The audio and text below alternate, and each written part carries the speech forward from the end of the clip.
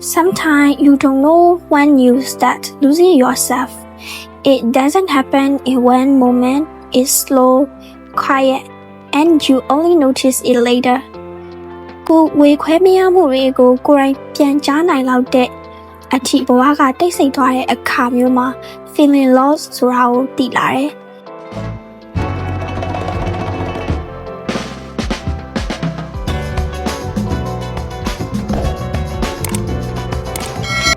စင်ကာပူမှာနေလာတဲ့နှစ်ကျော်အတွင်းမှာမထင်မှတ်ထားတဲ့အရာတစ်ခု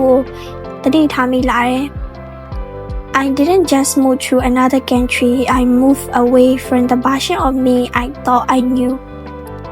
လူတွေကဘာလို့ဒီလိုလာလဲလို့မင်းလက်တွေ့ကြတဲ့အဖြေတွေကိုပေးလို့ရတယ်။ဥပမာအလောက်ကိုင်းအခွင့်အလမ်းအနာဂတ်အတွေ့အကြုံစသဖြင့်ပေါ့။ဒါပေမဲ့တကယ်အကြောင်းပြချက်ကအဲ့ဒါထပ်ပို့ပြီးတော့အရန်ကိုရိုးရှင်းတယ်။ I wanted to become someone. I didn't know who exactly,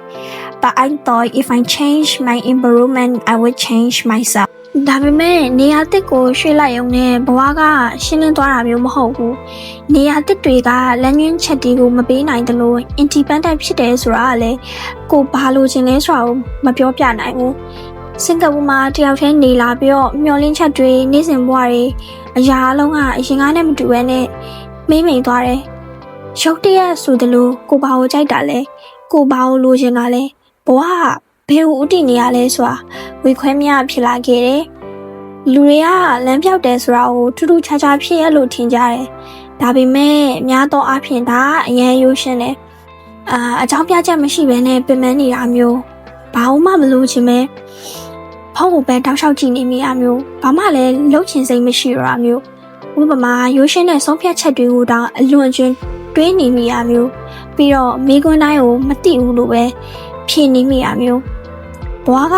ရွေးချယ်မှုတွေထက်ရှင်သန်ရည်တည်ဖို့အတွက်ပဲအာရုံစိုက်နေရတဲ့အခါအားစိုက်နေရတဲ့အခါကိုယ့်ကိုယ်ပျောက်ဆုံးသွားဖို့ဘလောက်လေကူလဲဆိုတာကိုသတိထားမိလာခဲ့အရင်ကဆိုစူးစမ်းချင်စိမ့်နဲ့စိတ်ကူးရင်တက်တဲ့အချိန်တွေရှိရဲ့ဘာလို့မှတန်တရားမဝင်မဲနဲ့မက်ခဲ့တဲ့အိမ်မက်တွေလည်းရှိရဲ့ဝဲဒါပေမဲ့အရွယ်ရောက်လာတဲ့ဘဝက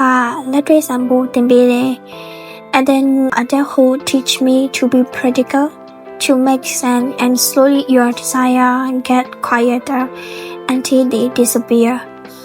ကိုလက်ရှိလုပ်နေတဲ့အရာတွေကိုအကောင်းဆုံးလုပ်နေပေမဲ့ကိုဘာလို့လိုချင်လဲဆိုတာကိုမေ့သွားခဲ့တယ်။ And living abroad force you into role like responsible, capable, strong, and stable. But none of those roles require self-understanding.လူတွေကကိုယ့်ရဲ့အိမ်မက်နောက်ကိုလိုက်ပါလို့ပြောကြတယ်ဒါပေမဲ့ခုနောက်ကိုလိုက်ဖို့အနည်းဆုံးတော့မလိုက်ခင်မှာအဲ့ဒီအိမ်မက်ကဘာလဲဆိုတာအရင်သိဖို့လိုရမဟုတ်လားဒါပေမဲ့အဲ့ဒါကိုမသိခဲ့ဘူး One day I asked myself a simple question if no one expected anything from me what would I do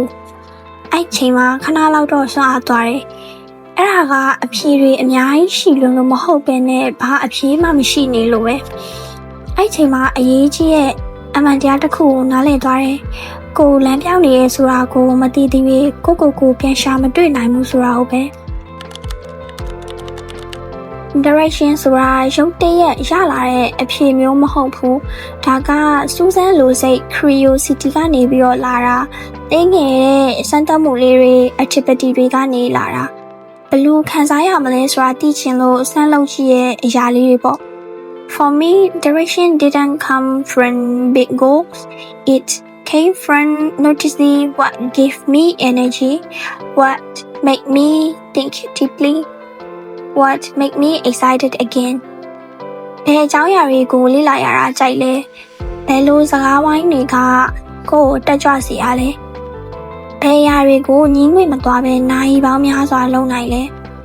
အသက်ရှင်နေုံနဲ့မဟုတ်ပဲနဲ့ဘယ်အရာကကိုအမှန်တကယ်ရှင်သန်စေတာလဲ Little by little pattern appear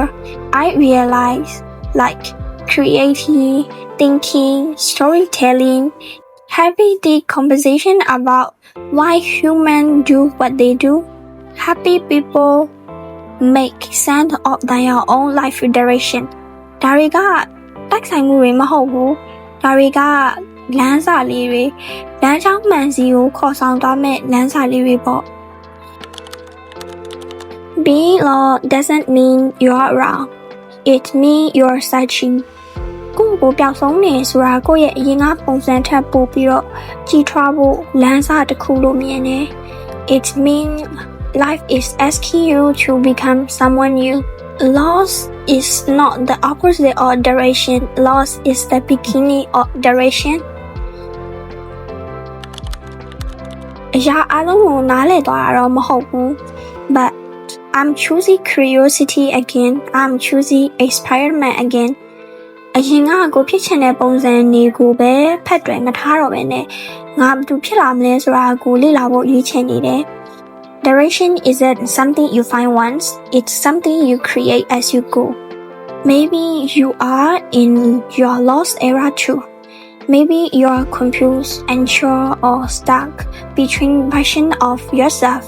and just want to say you are not failing you are transforming တခါတလေမှာကိုပြန်ရှာတွေ့နိုင်ဖို့အတွက်အရင်ဆုံးကိုပျောက်ဆုံးသွားဖို့လိုအပ်ပါတယ် Thanks for watching see you in the next video